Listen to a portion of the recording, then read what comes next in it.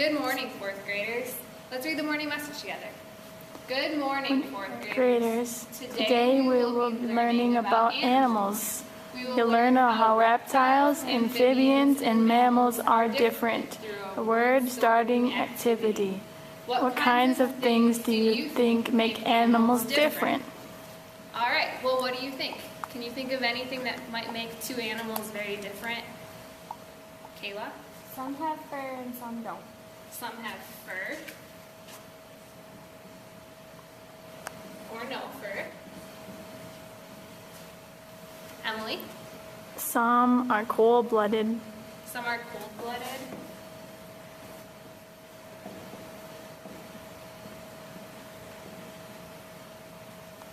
Anything else? Kayla? Some animals have tails. Some have tails. And one more, Emily? Some can breathe underwater. Some can breathe underwater.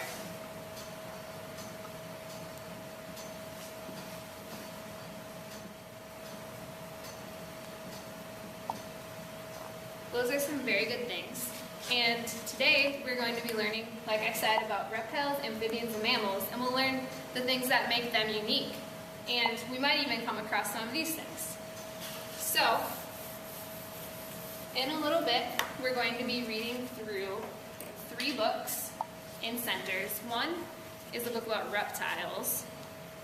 And in each of these books, I have a page marked with a sticky note. So those are the pages that you'll want to read.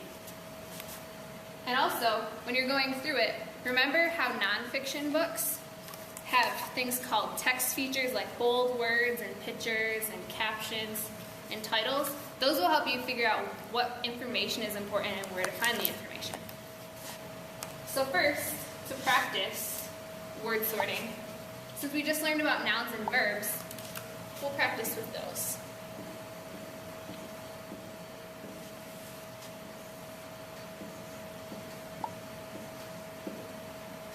All right. So I gave you some cards earlier, and each of them has either a noun or a verb, or it defines what the noun or the verb is. So, for instance, I have the card swim, and swim is something you do, so that would be a verb. So I'd tape it right there. Place, that's a kind of noun, so I would tape it under the nouns.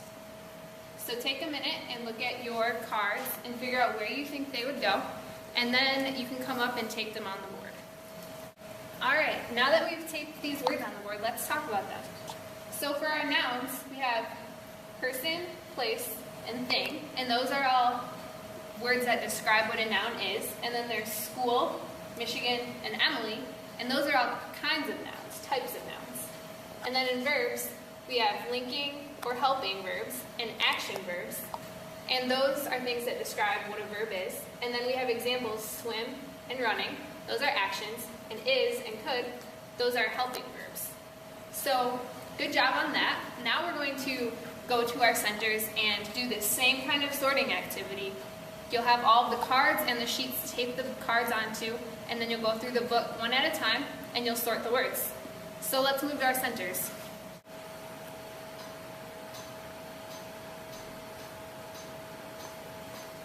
That's close. But that would be this one.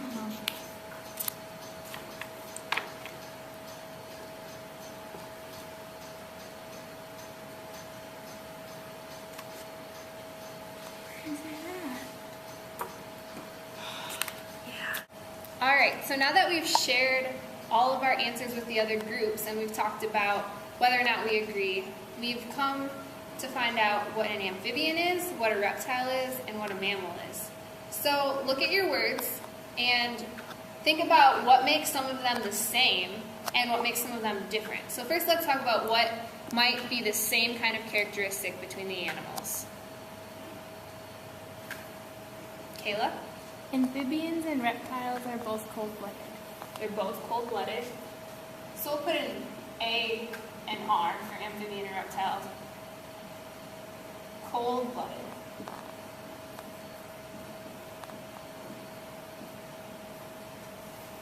Emily? Reptiles and mammals both breathe through their lungs. Reptiles and mammals, so R and M.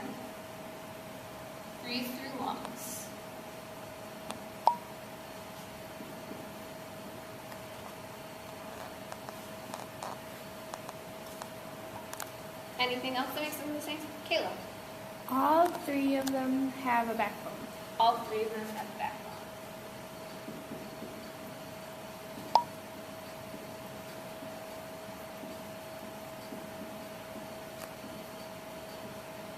There's a special word we use for the backbone called a vertebrate. And that will be important when we're learning about things like insects and other types of animals, because you can see how those are different. All right, so what are some things that make these animals unique?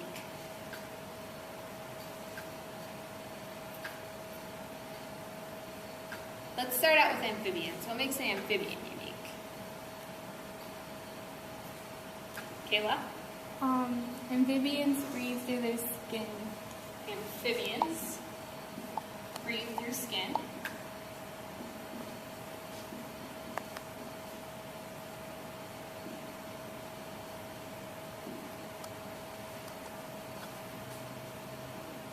Anything else about amphibians that is different from the rest? Kayla? They have slimy skin. They have slimy skin.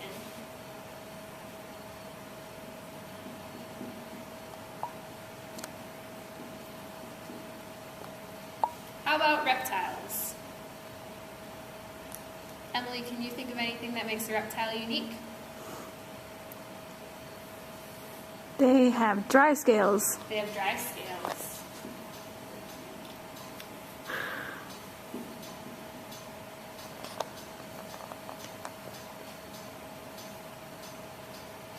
Anything else for a reptile?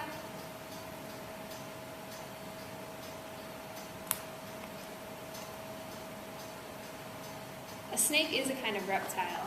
Yes. The big thing that is different between amphibians and reptiles is amphibians breathe through their skin, and sometimes they have gills too, and they have slimy skin. And reptiles breathe through lungs, and they have dry scales. And those are the two kind of confusing ones. All right, what about mammals? What's unique about a mammal? Kayla? They're warm-blooded.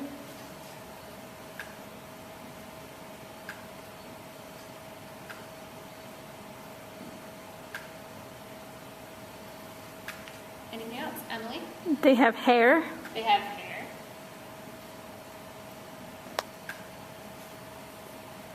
Kayla? They don't lay eggs. Don't lay eggs.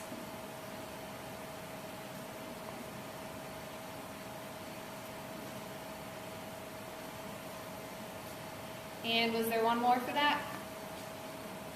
They're milk drinkers. They're milk drinkers.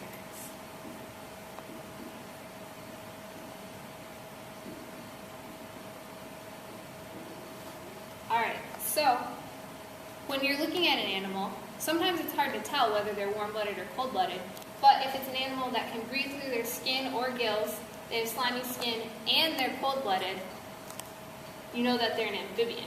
If they have dry scales, they breathe through their lungs, and they're cold-blooded, they're a reptile. And a mammal is warm-blooded, has hair, it doesn't lay eggs, instead it gives birth to live young, and they're milk drinkers. Thank you for learning about amphibians, reptiles, and mammals this morning, fourth graders. You did a great job.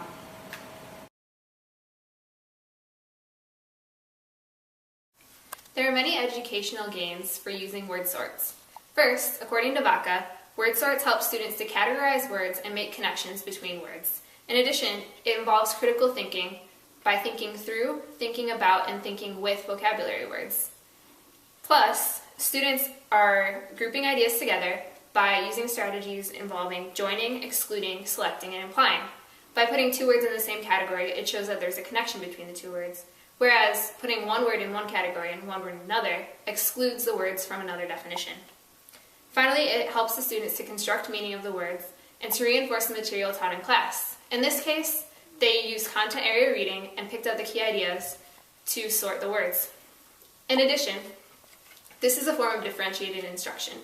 There are multimodal representations so that kinesthetic and tactile learners learn by manipulating the cards, visual learners learn with the words on the cards and the books, and finally auditory learners learn through the discussions and the group work. The group work is also a great way for scaffolding learning for English language learners by helping them to socially engage with their peers, and it also helps for students who are exceptional learners because their peers can assist them in the process.